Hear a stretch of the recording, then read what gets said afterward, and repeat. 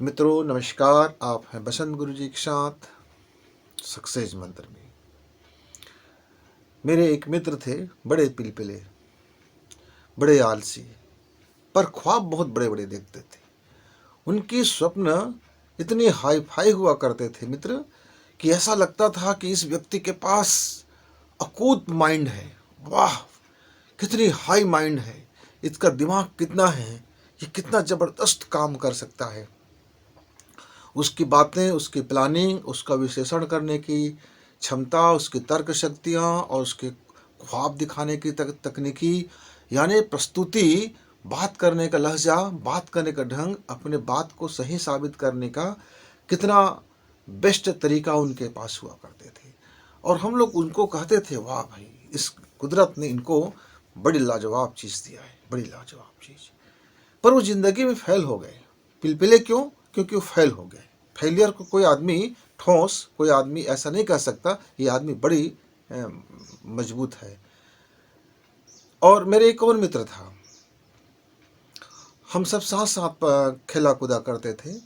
उस व्यक्ति में एक बात था, वह बहुत ज़्यादा बोलता नहीं था, वो बहुत ज़्यादा ख्वाब भी नहीं देखता था, वह बहुत ज़्यादा तर्क शक्ति भी नहीं कर सकता था, वह बहुत ज़्यादा विश्लेषण भी नहीं कर पाता था, वो बहुत ज़्यादा किसी भी चीज़ में अपने के इन्वॉल्व नहीं करते थे। हम लोग खेलते थे, यद्यपि कबड्डी में रुचि था, कबड्डी हम लोग बहुत अच्छे खेलते थे, वह भी खेलता था।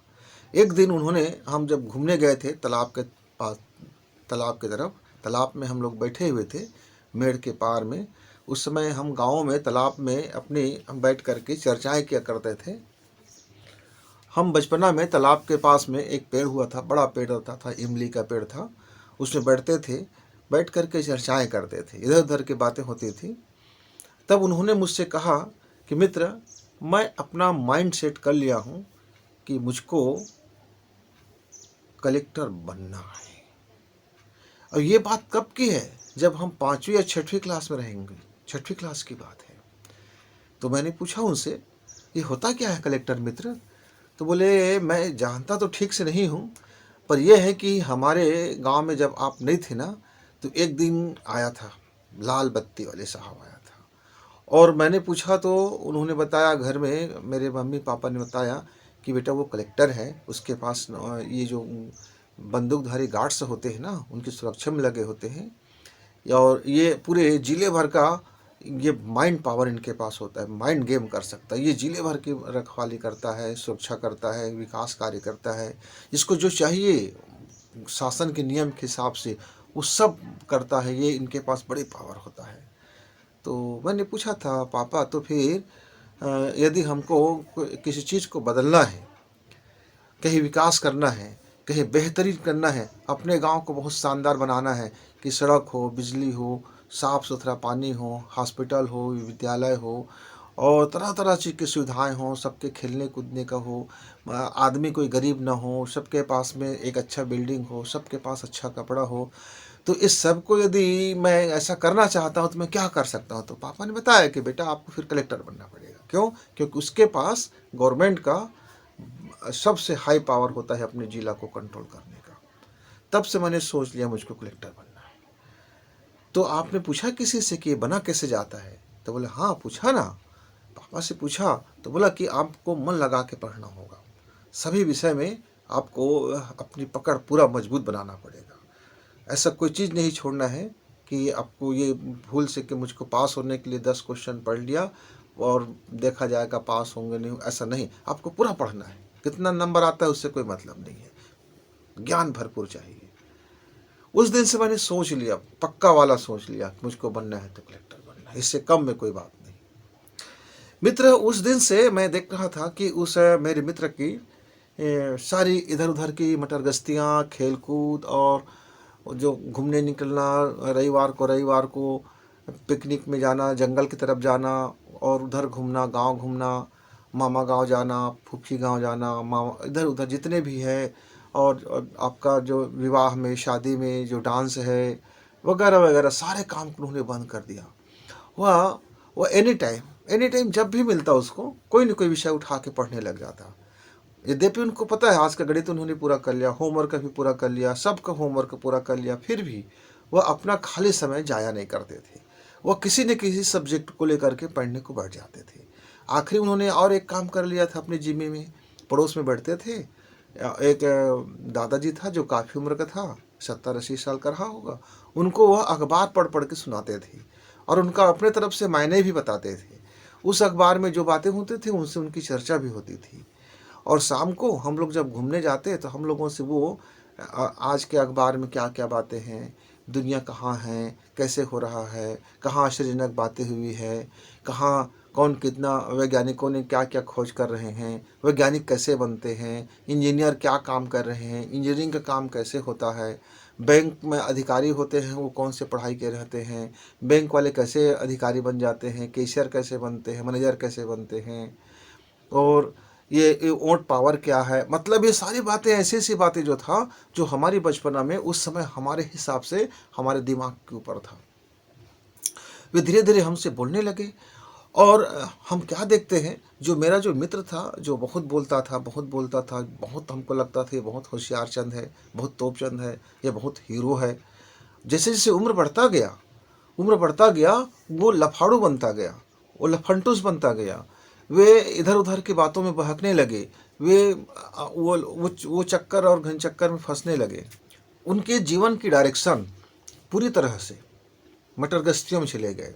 वो राजनीति में जाने लगे, झंडा पकड़ने लगे, हाय हाय करने लगे और कई तरह की चीज़ों में उलझने लगे।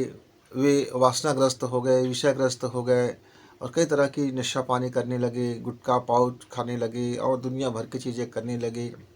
घर वालों की सुनते भी नहीं थे और वो इधर उधर भागने लगे, कभी वो शहर कभी वो शहर कभी वो, और तरह तरह के कपड़े भी पहनने लगे, तरह तरह की कटिंग से भी कटाने लगे, हेयर कट उनका एकदम बदलने लगा।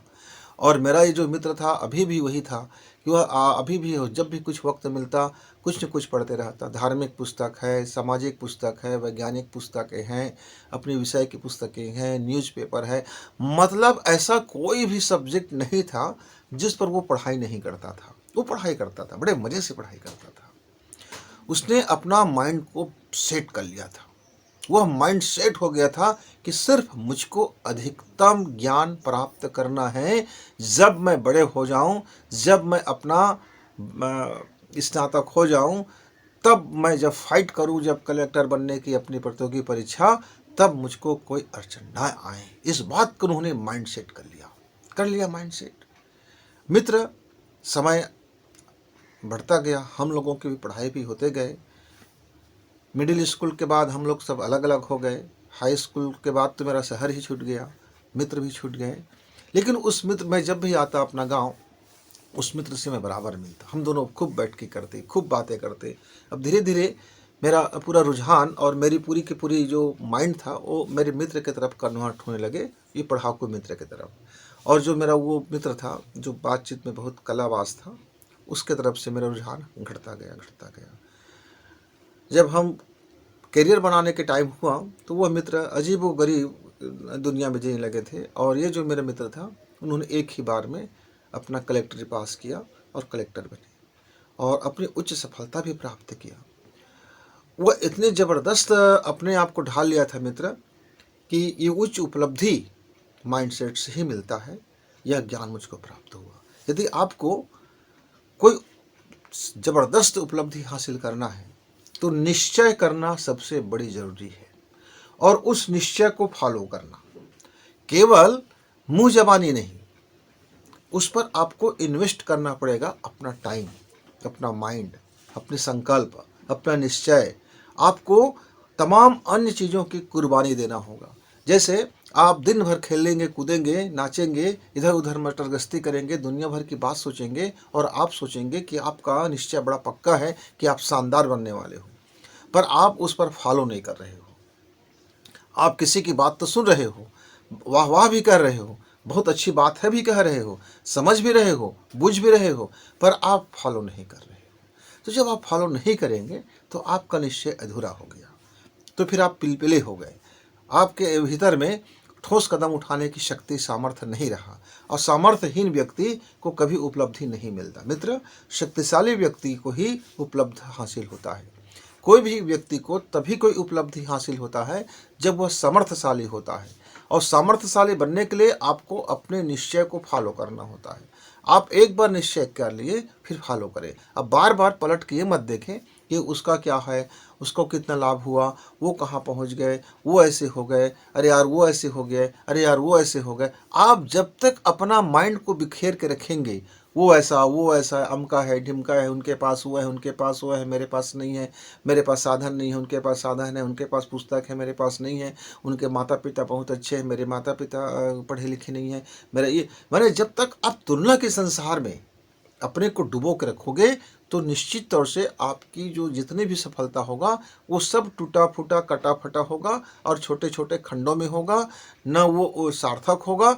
आपको लगेगा कि आपसे हम जब पूछेंगे आपकी लाइफ की उपलब्धि क्या है, तब आप कह सकते हैं मेरी लाइफ की उपलब्धि कुछ नहीं है, बस खाया पिया और बस यूं ही जीवन जिया। लेकिन मेरा वो मित्र कह सकता है कि हाँ, मैंने एक ख्वाब देखा था बचपना में और मैंने उसको हासिल किया, और बाकायदा हासिल किया अपने परिश्रम से, पूरी मेहनत से और पूरी शिद्दत से, पूरी लगन से काम किया। मैं किसी के मोहताज नहीं बना, कहीं रिश्वत की नहीं, कहीं पहुंच पावर की नहीं, कहीं सिफारिशों की नहीं, कहीं कुछ भी नहीं, क्योंकि मैं अपने सही टाइम पर सही माइंडसेट किया और उस माइंडसेट को मैंने फॉलो किया। जब कोई व्यक्ति माइंड सेट कर लेता है और सही माइंड सेट कर लेता है, उचित समय पर कर लेता है और सही मानदंडों पर कर लेता है, और यदि उसको फॉलो करने लगता है, वो जूझने लगता है, संघर्ष करने लगता है, उसके पीछे पिल पड़ता है, उसके पीछे जोखिम डाल देता है, अपने को झोंक देता है, अपने को राय रत्ती अलग से नहीं बचाता है, तमाम चीज़ों की तरफ उनका ध्यान हट जाता है। ऐसे व्यक्ति जब निश्चय करके आगे बढ़ता है मित्र, तब उसको हाई उपलब्धि मिलता है, उच्च उपलब्धि को स्वामी बनते हैं। तब कहते हैं कि हाँ, उच्च उपलब्धि प्राप्त करने वाला व्यक्ति का माइंडसेट ऐसे होता है। निश्चय कर लिया तो कर लिया, फिर उसके पीछे अपना सब कुछ दांव में लगा देता है, सब कुछ, अपने सुख, अपनी सुविधा, अपनी नींद, अपना खान पान, घूमना फिरना, जो भी उनकी चीज़ें हैं वो सब एक लाइन में अलग कर देते हैं और निश्चय जिस दिशा में किए उस दिशा में निश्चित तौर से बढ़ जाते हैं। फिर आप उपलब्धि को प्राप्त करने के बाद फिर आपके पास वो जीवन है, आप फिर उस सुख सुविधाओं का उपयोग कर सकते हैं, फिर आप वह आनंद का जीवन जी सकते हैं, फिर आप अपनी ज़िंदगी को एक गर्व से कह सकते हैं कि हाँ, मैंने अपनी लाइफ में जो सोचा वो किया। मित्र, आप भी अपना माइंड को सेट कीजिए, निश्चय कीजिए और फॉलो कीजिए, निश्चित तौर से आपको आपकी उपलब्धि हासिल होगी।